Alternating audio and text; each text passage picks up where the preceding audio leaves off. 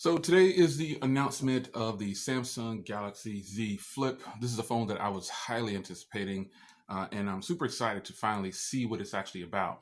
Now, let me jump into something here real quickly. The first thing that I noticed right away is they announced that the phone was actually glass this time around. So that is something very surprising to a lot of people.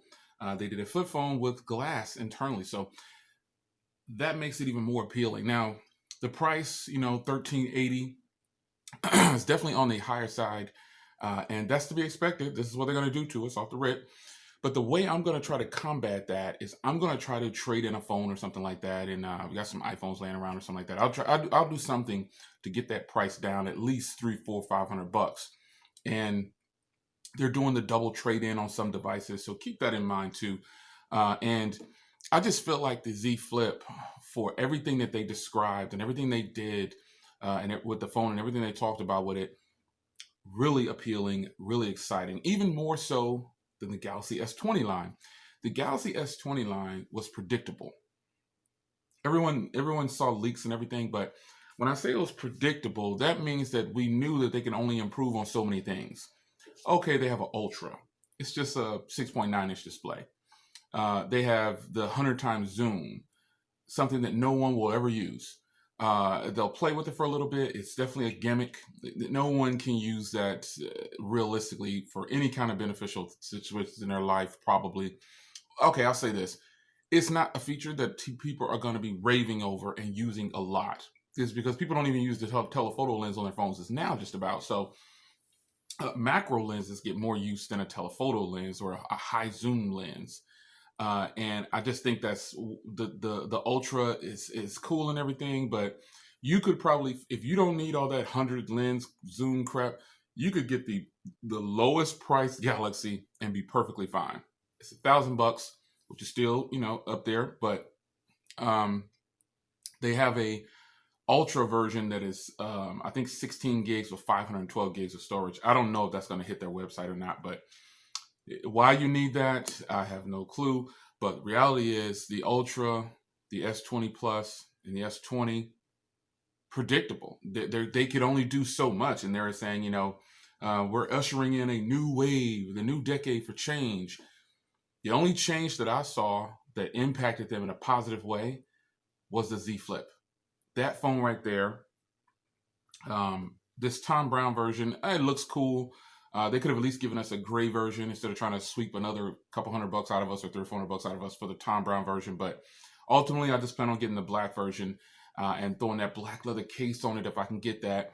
Because it comes with a free case in the box. If you don't know, it comes with a free case in the box. But that black leather case is absolutely fantastic, man. And I think that's just going to be a hit. For me, it is. Yeah, I know the price is $1380. But again, I'm going to combat that with discounts or something. I'm going to be able to get it for a much lower price, much lower than 1,400 bucks. That's for sure. If I can get it under 1,000, I'll be totally happy. But I think that iteration of a folding device is much better than the Galaxy Fold on a bad day. The Galaxy Z Flip is what they started off the event with because I think they probably knew, the Galaxy S20, it's only so much you can move forward with that device. So I feel like when it comes to picking a device, yes, we know that none of these phones we should be paying $1,000 for them, but we have to consider if we're going to move forward and try to keep the best way I would recommend you buy these devices is we know they're going to have a high price. Try to get a trade in, try to get some kind of discounts or something like that. One thing I noticed that they didn't say much about the Galaxy Z Flip being on any carriers, but the S20 is obviously going to be on carriers. So this is exciting news for me. I think the Z Flip was the most exciting thing that they talked about today. And I think it's going to be an exciting thing to get these into the hands of consumers now that it has a glass screen, so it's not going to scratch. And that's just important to me because that too is another step ahead of Motorola. It has the A55 Plus, and some people are saying, oh, it's only 4G. Listen, there are people getting 4G speeds that are better than the 5G speeds.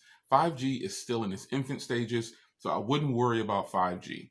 You know, and the more 5G pushes forward, the better service you'll get on your 4G phones. So don't let that deter you from buying something that you really want, because almost all the phones today are 4G phones. Like, what am I saying? There are no 5G phones readily available to people that are affordable. So keep that in mind. So I say to you that the Galaxy Z Flip is on my radar. It's been on my radar since I first heard about it.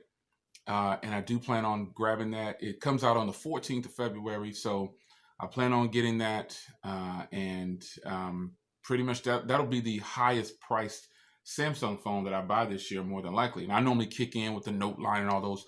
But I think the Note line is coming later this year. And, you know, maybe I'll review it. I don't know. But I'm passing on the S20 line this year as of right now, because the Z Flip is that much more appealing. And the Z Flip costs the same as the Ultra. Now, some of you guys are going to say, oh, but Jay, it has a 1080p display. And Samsung makes some of the best dynamic or super AMOLED. They make some of the best displays, and other phones have them. It's also noted that it's 22:9. So that's even more narrow than the 21:9. So consider that. It's going to be very compact in the hand. It has a 6.7-inch dynamic AMOLED display, 8 gigs of RAM and 256 gigs of storage, UFS 3, I believe. And it's no SD card, but 256 is more than enough for me and more than enough for most consumers. Again, it has a Snapdragon 855 Plus. So, you know, on paper, the specs look really great to me. The cameras, I'm really excited to try those out. The small screen on the front, very tiny.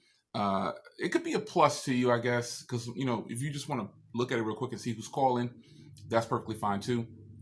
But I think that when it gets down to it, you're gonna have to make a choice on whether or not you want to spend $1,400 on the Ultra and say that you have this big, dynamic, this amazing screen with 100 times zoom, or do you want to get something that's extremely practical? Because you can probably get both of them on a discount. And if you lay them both on the table at $1,400, some people are going to say, okay, well, I'm going to pick, you know, this, the Ultra. Most people might say that. But if you lay them both down for $1,000, the Z Flip, even though at $1,400, the Z Flip is way more appealing than the Ultra, in my opinion, I'm going to pick the Z Flip over the Ultra any day, because I think it's different. It's an eclectic device. We'll start to see more of them. And the fact that it has glass is important. So I'm just excited. I'm ready to get my hands on the Z Flip. I will be ordering regardless. I know it's $1,380, but it's my choice.